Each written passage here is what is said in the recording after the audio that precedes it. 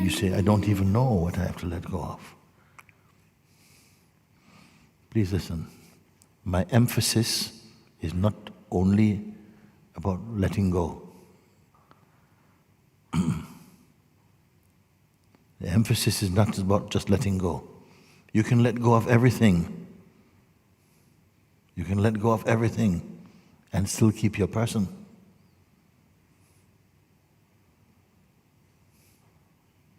Who would just start picking up new things? You follow? Yeah, that's what I've realized these Yeah, past you few can days. keep So, yeah. just letting go, let go, let go, let go. That's why when you say, I surrender, I surrender, I surrender, I surrender, the Master say, then you must surrender the surrenderer also. How? Oh. I didn't count myself as part of the deal. You see? And in same way, you're saying, yes, I let go. I've been letting go, letting go, letting go, letting go. But if ultimately you yourself is not let go, and who's going to let go of you? You see? Because the final thing, you let go of everything, but you're still standing. I said, but actually, you're the one that we want to get rid of, actually. You're getting rid of everything. Look, I did it. Yeah, but what about you? We don't want you. Oh. But I don't know. How can I throw myself out? I'll do it. So we go one step more different step. That even the one who is apparently letting go of everything, which is the favorite hanging out place for the consciousness in its expression as life, it hangs out in the one who is the doer of actions and the thinker of thoughts, the me, the person. Someone told me today, I don't want to be a free person, Mooji. I said, there's no free person.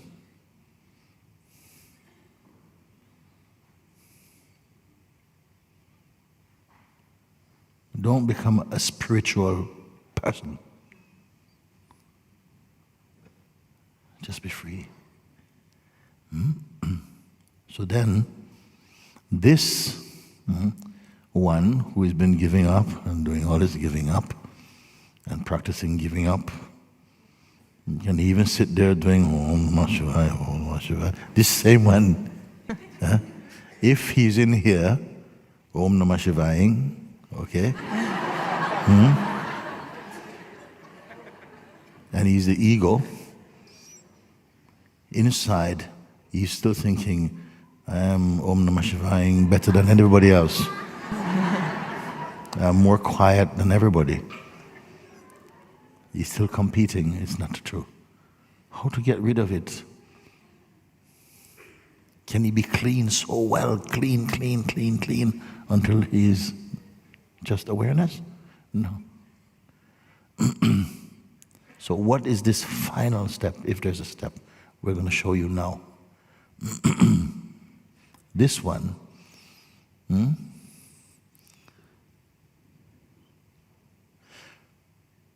who has never properly been suspected as the culprit. The one who says, I want to be free. Oh yes, he wants to be free. This one, which you think is you. This is the favorite idea you have of yourself.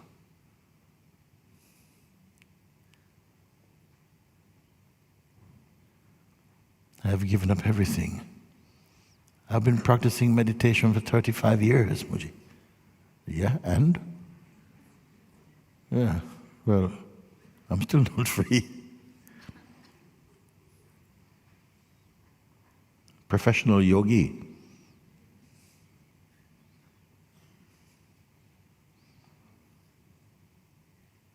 What is freedom? Perhaps the one who is saying, I want to be free, I want to be free. And now I take you to the door. Come, let's go in. Just a moment. Last minute things to tidy up. I'll be back. Boom. You're not going to come back. So watch it now. There's an awareness here. It is the truthful tenant of this house. Let's call it this, crudely. In the space of this awareness, this idea of a you as a seeker is born. It is also the offspring of awareness. I want to do this, I'm practicing this, I'm getting closer, all these things. The only way you can go beyond this is to recognize, keep recognizing that this one also is perceivable. The idea you have of who you are is suffering from ideas it has about itself. Again, the idea you have of who you are is suffering from its own projections.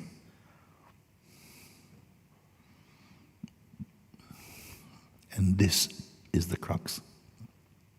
Because when it comes down to it, this one has to disappear. How going to disappear? And who will witness its disappearance?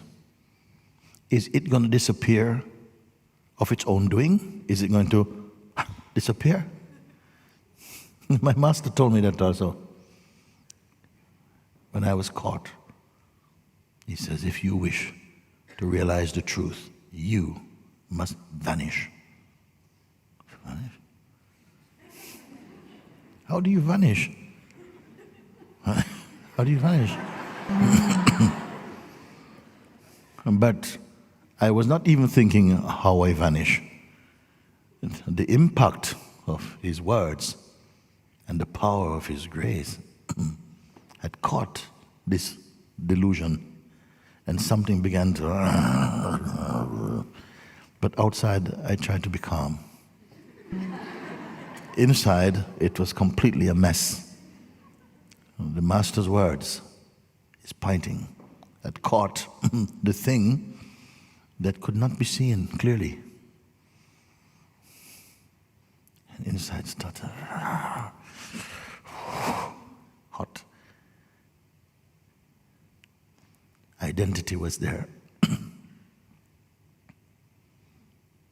Identity was there. And then it felt like all these voices coming up. Why is he talking like this? He's not my master. He's not Ramana. See, the ego is fighting anyway.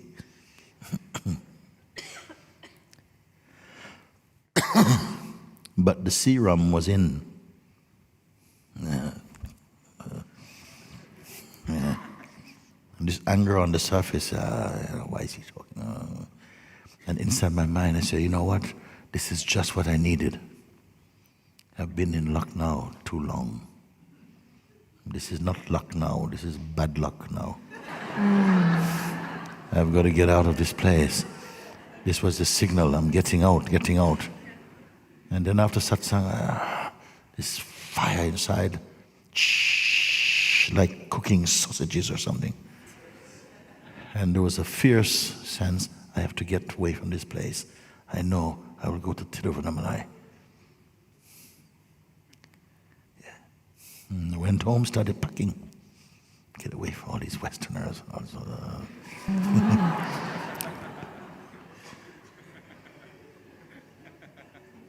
And after, it was a very hot day. I couldn't pack anymore, it was too hot. I went out to get some air. Inside, still Then after sitting under a tree for some time, I said, Okay, I gotta go. It was like walking, I was walking like a walking cloud, or with my own cloud raining on top of my head.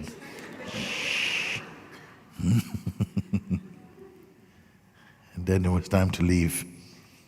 And as I was walking some few steps, I don't know, it didn't go, just.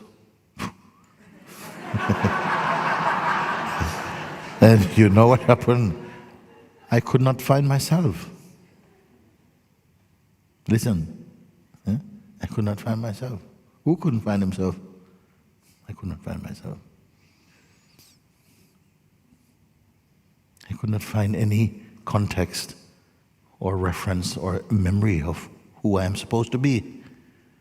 Suddenly looking at my hand, but there was nobody in them. Then I was looking out, saw the rickshaws going by, but everything felt like a kind of silence. There was just a sense of vastness. Everything is floating in this vastness. And then suddenly comes this great love for Papaji. And I realized I did not love him before. I would not allow myself to love him, because my ego saw him. How you fall in love with a butcher?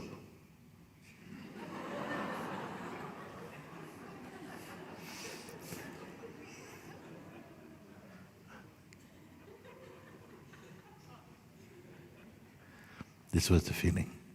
But in that moment, everything gone. We don't know what we are preserving. It's like a reflex, something just automatically tries to protect. But I am here because there's a higher prayer in you.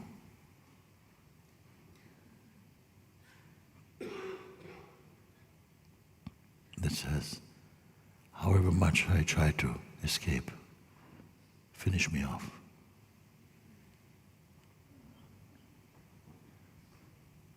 I'm a good runner, Mooji. Don't let me get away. Because of this prayer, I am here. And you are here.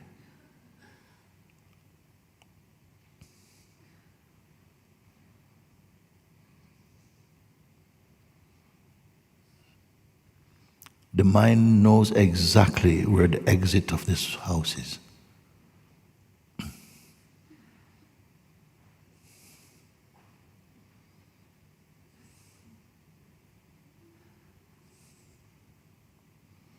And it is the same thing here.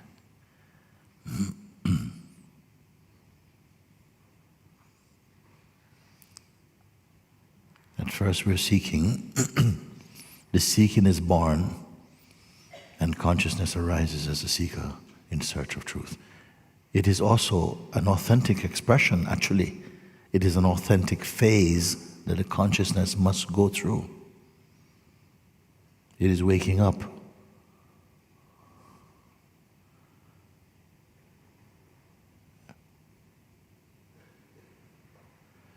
But at a certain point, you have come here, and I can only tell you, now this one who has been giving up things, and realize, wait a minute, keep giving up, and I'm still here. I'm still having trouble. And I said, okay, now it's time for a stronger medicine. What is this medicine? You are here to be aware.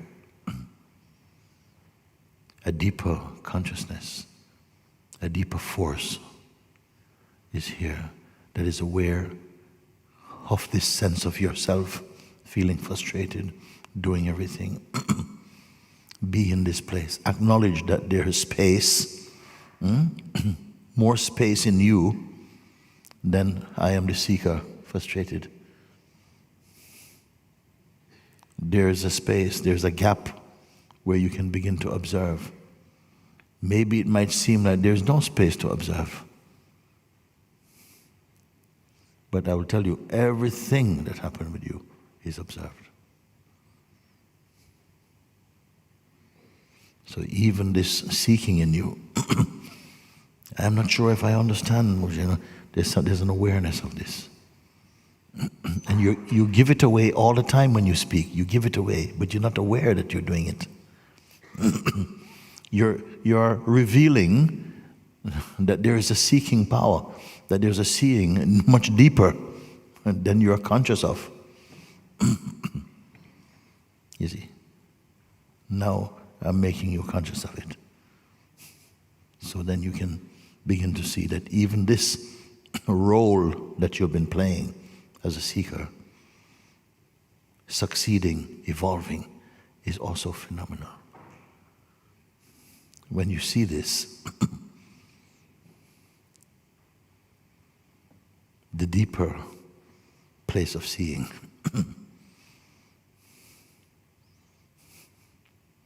is free of pollution. It is not personal. It's clear. There's no boundary. There's no preference. There's no religion. There's no sect. There's no conditioning. There's no gender. There's no obstruction. There's no obstacles. Who is aware of this? So, who is aware of my words, what I'm speaking?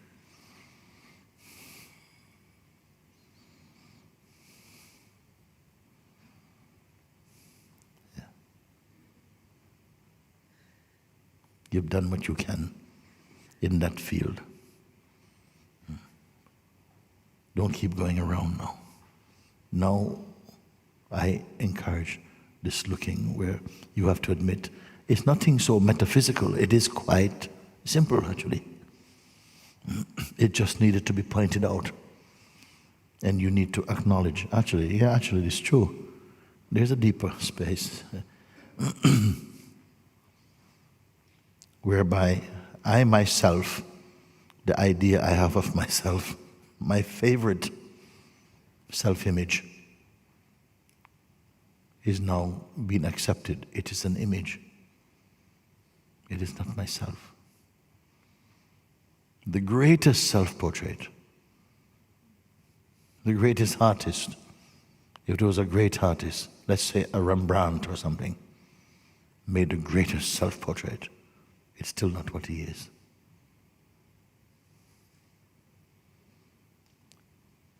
Your role is only your latest version. There have been many versions, isn't it? You're like a work in progress. Cut off a little bit here, put a little bit here, making up yourself as you go. Which one is the true you?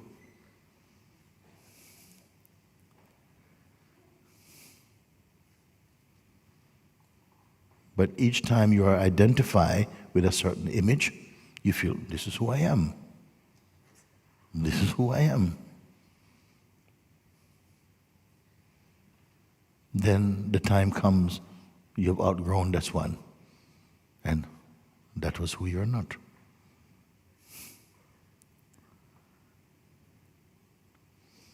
So this same stage, something tries to protect it and say, but this is what I am, this is what I am doing, all these things. But soon you're able to see that actually that's just a thought I have about myself. That's a feeling I have about myself, which I've given a lot of importance to. And because I imbue it with importance, I must stand by it.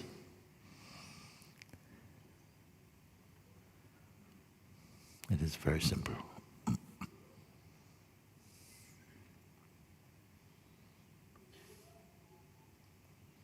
Be in this deeper place. I'm calling it deeper for loss of words, I don't know. It's actually depthless. Be in this purer place.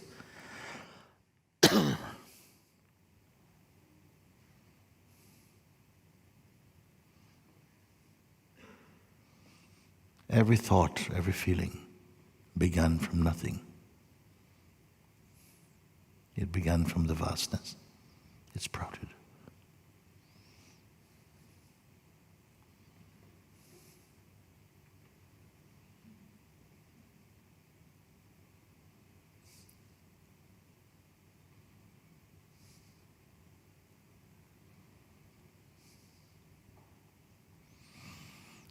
Because what I'm sharing with you now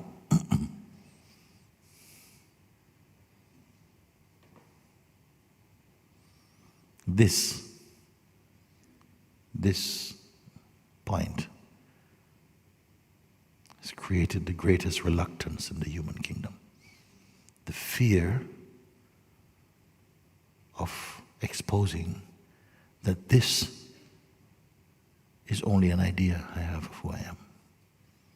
This present identity is only an idea in the great vastness that I am. It's just my latest picture. And I am attached to it. Something is attached to it. Who is this I who is attached to this image? A power arising from consciousness, the power of belief, the power to identify, comes, caresses this image and says, this is me. It is believed and believed into existence and becomes your experience.